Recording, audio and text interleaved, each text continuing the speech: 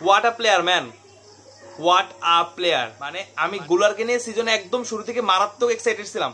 নতুন সিজনে আসলে কিরকম খেলে, এমন না যে ওজিল বলছে সে খুব ভালো একটা প্লেয়ার বা সে আগের ক্লাবে এরকম এরকম খেলছে।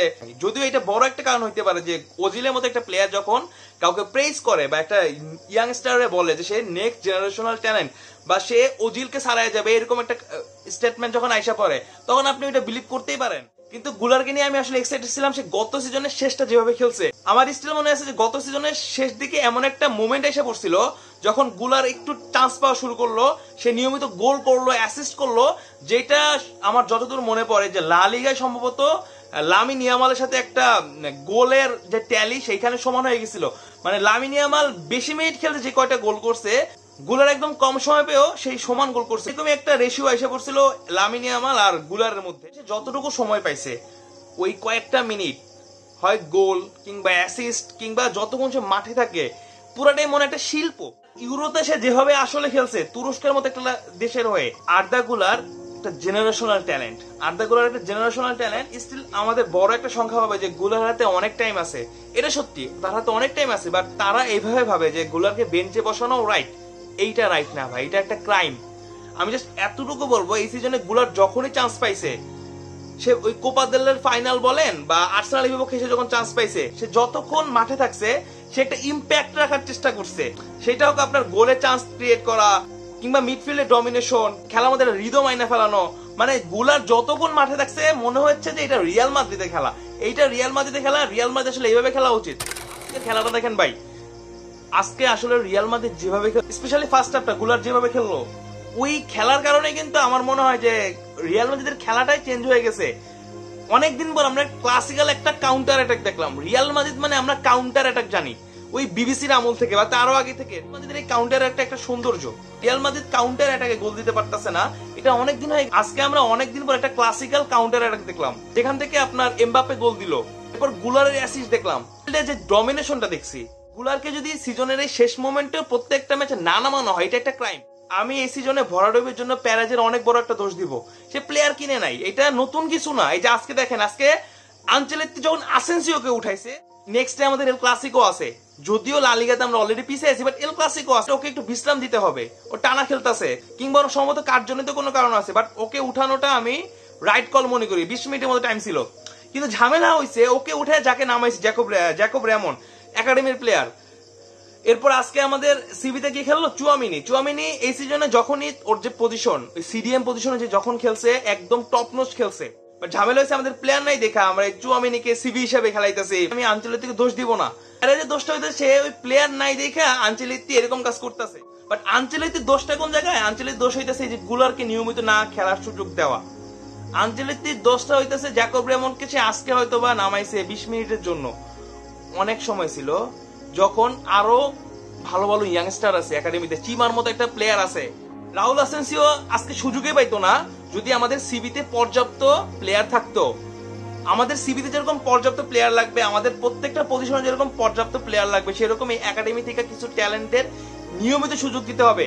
আনচেলত্তি এই ইয়াং প্লেয়ারদের যতটা নার্সিং করে, লাইক একদম ইয়াং না, লাইক ভিনিসিয়াস জুনিয়র 2 সিজন ভালো খেলছে, এরপর আনচেলত্তি আইসা ওর কিছু বড় বড় কিছু মানে ল্যাকিং ছিল, লাইক ফিনিশিং একটা বড় ল্যাকিং ছিল, সেটা দূর করে দিছে। ওই পালিশটা ভালো করতে পারে।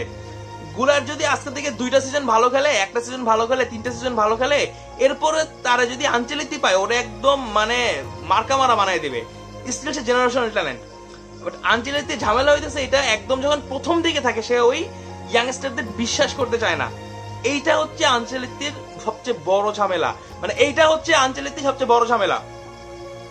এই কারণে আমি আনচেলত্তির দোষটা দিব হচ্ছে সেই গুলারকে নিয়মিত চান্স দেয় নাই, কিংবা অনেক ম্যাচে এনরিকের নিয়ে ঝামেলা আছে, এনরিকে নিয়ে অনেক সমস্যা আছে, এটা আমি বলি আপনারা বলেন, বাট স্টিল অনেক ম্যাচে চান্স দেওয়া উচিত ছিল। আমরা শেষ দিকে গোল পাই নাই। অনেক লো ব্লকের টিমের সাথে আমাদের খেলা হয়েছে, যেখানে গুলার একটা পারফেক্ট সলিউশন হইতে পারতো। গুলার ওই লো ব্লকের টিমের বিপক্ষে চান্স ক্রিয়েট করতে পারতো, সেখান থেকে গোল আসতে পারতো।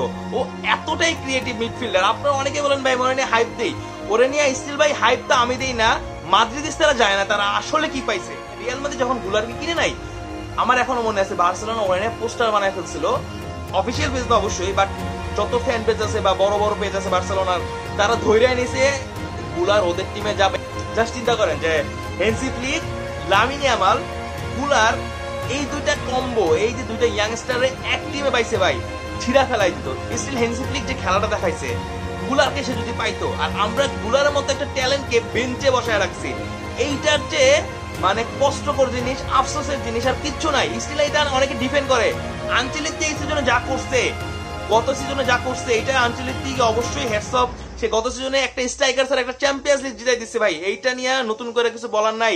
ম্যানচেস্টার সিটির মাঠে সে আসলে যে ট্যাকটিক্সে খেলাইছে, ওই ট্যাকটিক্স ছাড়া ম্যানচেস্টার সিটি বা ইত্যাদির মাঠ আমরা জয় করা ফেরাটা অনেক কষ্ট ছিল, মানে এটা একদম খুব কষ্টসাধ্য ছিল। এইটা হচ্ছে ট্যাকটিক্সের খেলা। আনচেলত্তি এই কাজগুলো করছে, বাট আনচেলত্তি সেম ভুলগুলো করছে, এই গুলারের মতো প্লেয়ারদের সে চান্স দেয় না, এটা হচ্ছে আনচেলত্তির ভুল।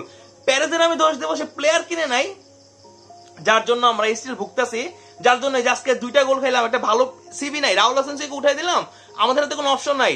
আমরা চুয়ামেনিকে সিডিএম থেকে সিবিতে খেলাইতেছি, আমরা জাকব রহমানকে নামাই দিলাম।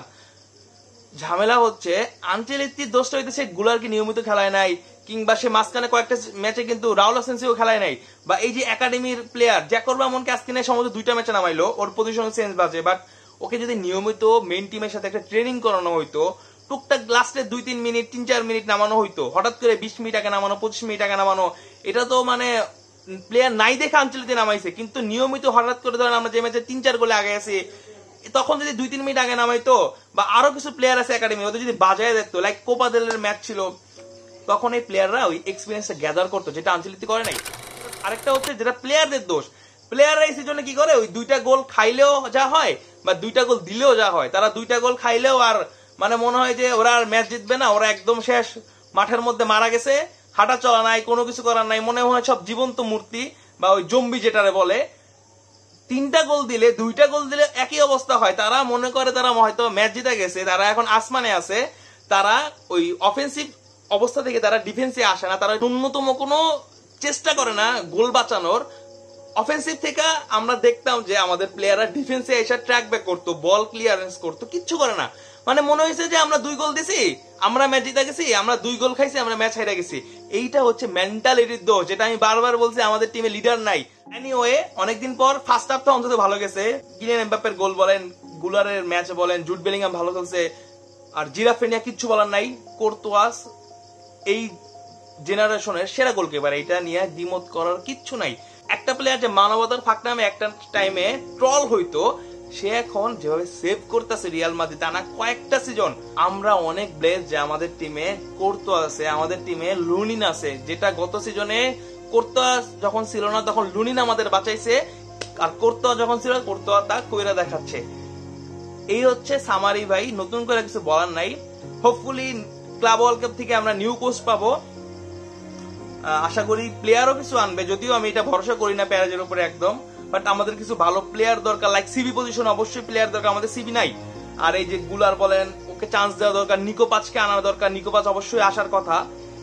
আর এই তো মিডফিল্ড বলেন, সিবি আমাদের সবকিছু নিয়ে একটু মানে একটু নাড়াচাড়া করা দরকার, একটু ভালো লিডারশিপের একটা প্রয়োজন আসে, মেন্টালিটি চেঞ্জ করা দরকার, মেন্টালিটি নিয়ে কাজ করা দরকার। এই তো সিজনটা গত ম্যাচে যদি বার্সেলোনা ম্যাচটা হাইরা দিত, তার একটা চান্স ভালো ছিল, বাট স্টিল 4 পয়েন্টে পিছিয়ে আছে। লা লিগা বলাই যে আমাদের হাতে নাই, তবু এল ক্লাসিকোটা ভালো যাক, এত দূরই আসা।